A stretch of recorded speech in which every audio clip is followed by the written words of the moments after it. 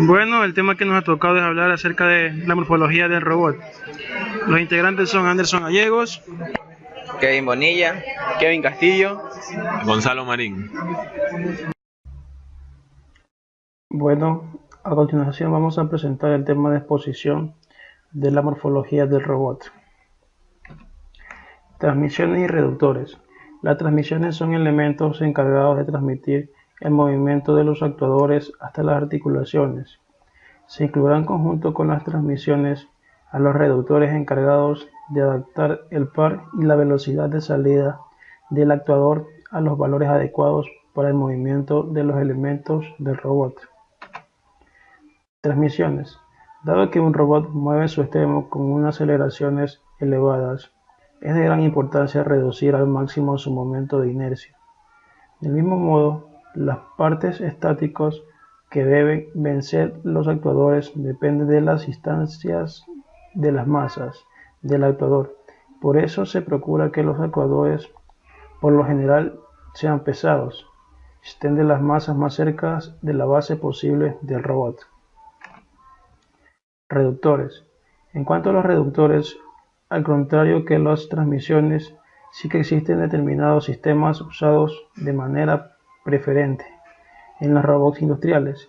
Esto se debe a que los reductores utilizados en robóticas se los exige unas condiciones de funcionamiento muy restrictivas. La exigencia de estas características viene motivada por las altas prestaciones que se le piden al robot en cuanto a precisión y velocidad de posiciones. Actuadores neumáticos. En ellos la fuente de energía es el aire a presión de entre 5 y 10 bares.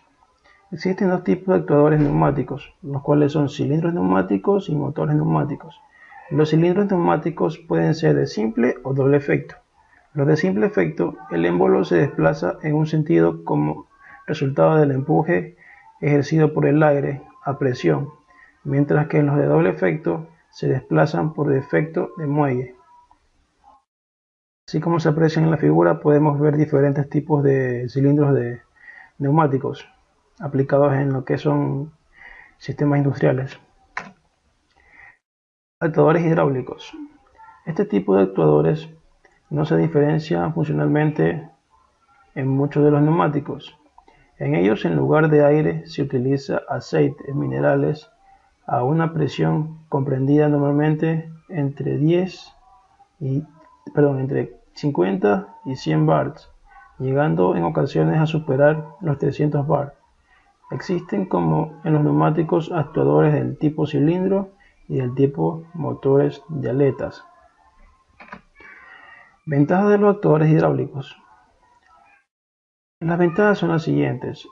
Poseen altos índices de entre potencia y carga, mayor exactitud, respuesta de mayor frecuencia, desempeño suave a bajas velocidades, amplio rango de velocidad, produce más fuerza que en un sistema neumático de mismo tamaño. Desventajas de los actuadores hidráulicos.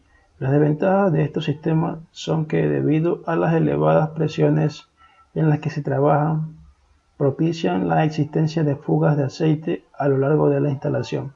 Gracias. Bueno, yo le voy a hablar sobre actuadores eléctricos. Los actuadores son dispositivos que brindan la posibilidad de transformar diferentes tipos de energía para generar algún funcionamiento dentro de un sistema automatizado determinado. Usualmente los actuadores generan una fuerza mecánica a partir de distintos tipos de energía, como pueden ser eléctrica, neumática o hidráulica. Motores de corriente continua DC.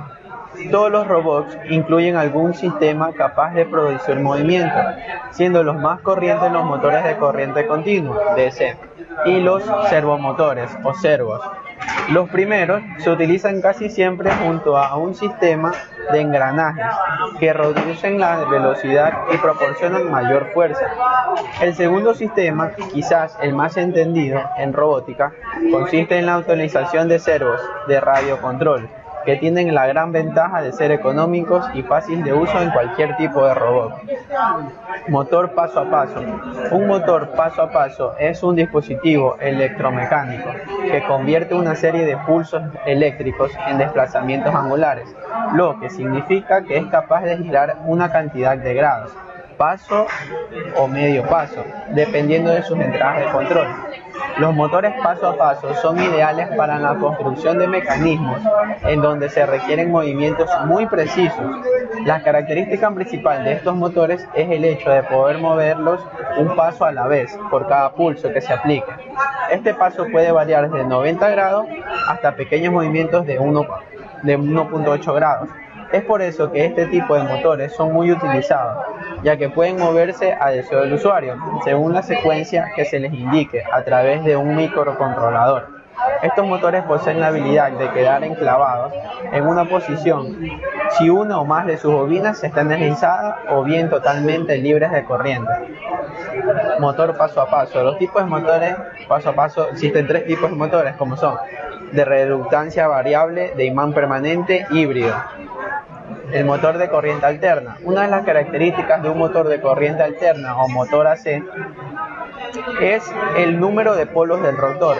Este dato automáticamente dará el número de devanados que tiene el motor, que la fórmula es número de devanados igual al número de polos por 2. Por ejemplo, si un motor tiene 4 polos, entonces el motor tiene 8 devanados.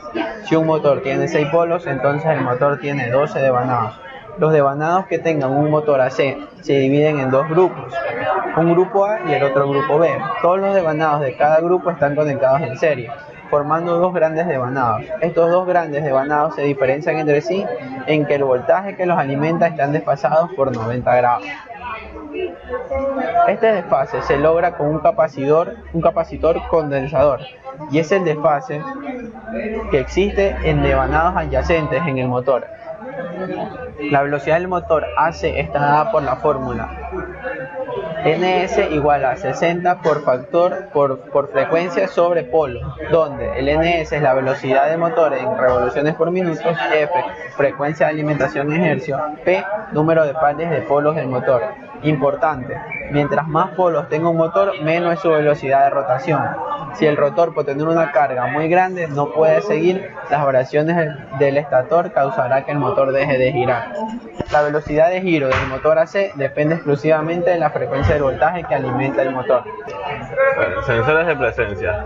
Un detector de movimiento o sensor de presencia es un dispositivo electrónico equipado de sensores que responden a un movimiento físico. Se encuentran generalmente en sistemas de seguridad o circuitos cerrados de televisión. El sistema puede estar compuesto simplemente por una cámara de vigilancia conectada a un ordenador que se encarga de generar una señal de alarma o poner el sistema en estado de alerta cuando algo se mueve delante de la cámara.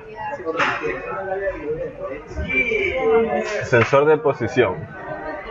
Un encoder es un dispositivo de detección que proporciona una respuesta. Los encoders convierten el movimiento en una señal eléctrica que puede ser leída por algún tipo de dispositivo de control en un sistema de control de movimiento, tal como un mostrador o PLC. El encoder envía una señal de respuesta que puede ser utilizado para determinar la posición, contar, velocidad o dirección.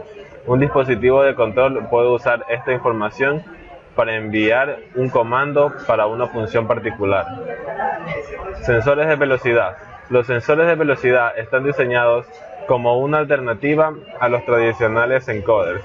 No necesitan contacto con los dispositivos, gracias a su sistema magnético, en conjunto con una rueda dentada, que permite la medición de movimientos rotatorios. Son una solución que permiten ahorrar gran cantidad de espacio.